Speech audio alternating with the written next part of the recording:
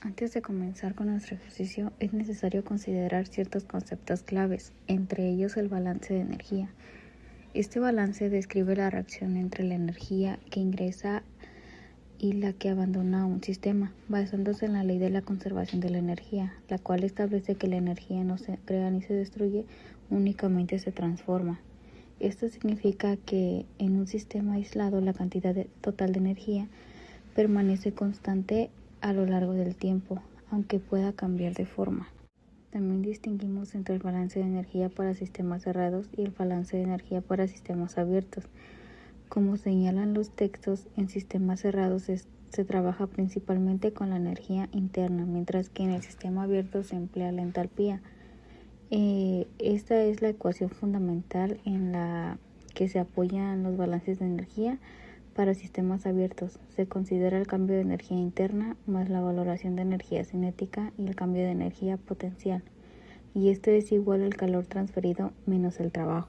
Además, para el balance de energía sin reacción química, es común desperdiciar tanto el trabajo de eje como variaciones de energía cinética y potencial. En consecuencia, el balance se simplifica a que un cambio de energía interna es igual al calor transferido, o en este caso de sistemas abiertos, el cambio de entalpía es igual a la tasa de transferencia de calor. Es importante recordar que en un sistema cerrado se trabaja con cantidades totales, que son la masa o números de moles, mientras que en un sistema abierto se manejan flujos o velocidades como flujo másico o flujo molar. La letra U representa la energía interna específica y H la entalpía específica. Ambas son propiedades de estado, por lo que dependen únicamente de las condiciones del sistema, como la temperatura, la fase y en algunos casos la presión. En nuestro ejercicio trabajaremos con sistemas abiertos. Y ahora explicaré el ejercicio 8.32 del libro de la práctica de Feller. El enunciado establece lo siguiente: un gas natural compuesto por 95% en moles de metano y el resto de etano se quema utilizando aire con 20% de exceso.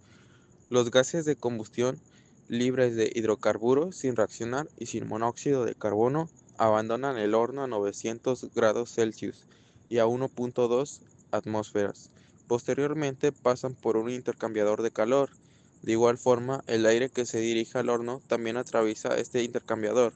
Entra a 20 grados centígrados y sale precalentado a 245 grados centígrados. Con estos datos elaboraremos el diagrama del proceso. El problema indica que existe un precalentador y un horno. A continuación, resolveremos el inciso A, que solicita lo siguiente: tomando como referencia una alimentación de 100 mol entre segundo de gas natural al horno, determina el flujo molar de aire requerido, el flujo y la composición del gas de combustión, la transferencia de calor necesaria en el precalentador y la temperatura a la que sale el gas de combustión después de pasar por él. Empezaremos llenando la información del diagrama. El ejercicio establece una corriente de alimentación de 100 mol sobre segundo, a la que llamamos D. A partir de esta base obtenemos los moles de metano y etano: 95 mol sobre segundo de CH4 y 5 mol sobre segundo de C2H6, provenientes de las fracciones molares 0.95 y 0.05 respectivamente. También se menciona que el aire entra con un 20% de exceso respecto al requerido estequiométricamente. Recordemos que para efectos de cálculo consideraremos que el aire está constituido por 21% de O2 y 69% de nitrógeno, o la relación equivalente que se haya adoptado. Las especies serán las mismas, lo que cambia es la temperatura. El aire penetra el precalentador a 20 grados Celsius y sale a 245 grados Celsius para ingresar al horno. Después de que ocurren las reacciones en el horno, se genera una corriente E que contiene los productos de combustión de dióxido de carbono y agua. El oxígeno que no reaccionó también contiene I.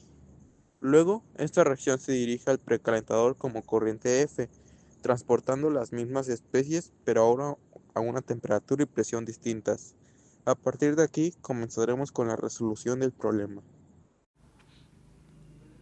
Bueno, ahora vamos a explicar esta parte, que es la cantidad del aire considerando el 20% de exceso.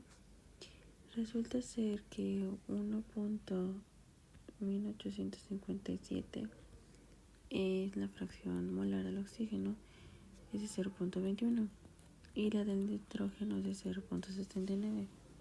De acuerdo con la teoría, para obtener las cantidades de cada componente, simplemente se multiplica la composición por el flujo del aire. Así, para el oxígeno se obtiene aproximadamente 249 moles, y para el nitrógeno 936.71 moles.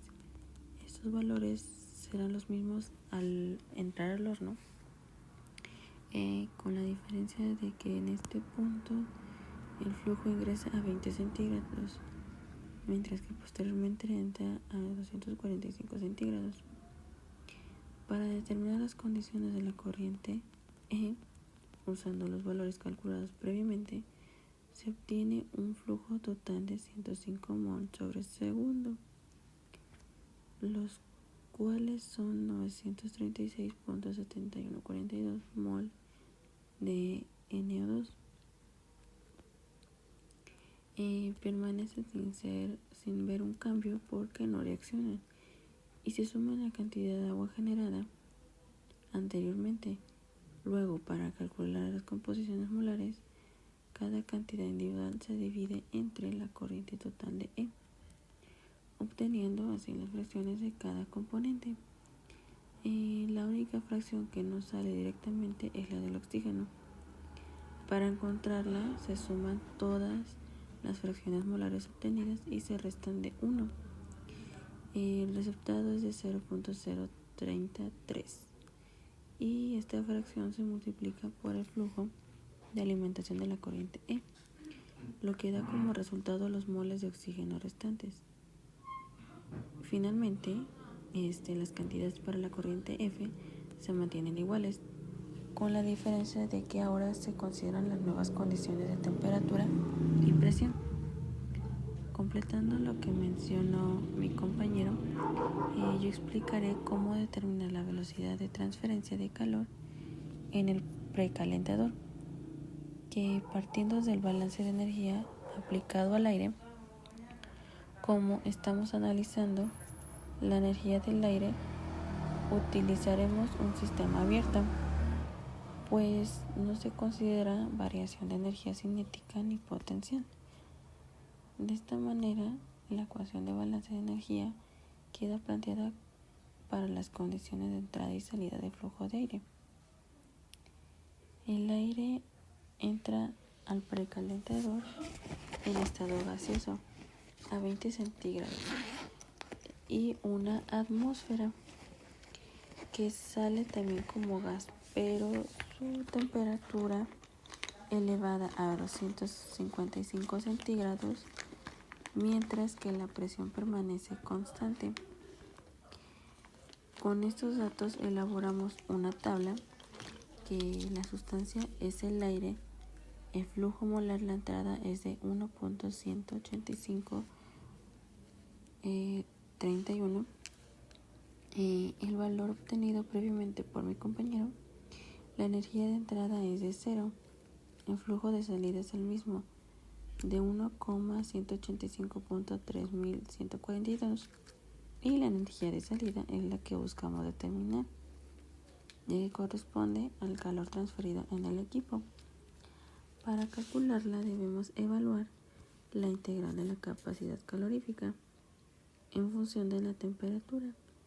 Para esto utilizamos la tabla de capacidades caloríficas, tabla B2.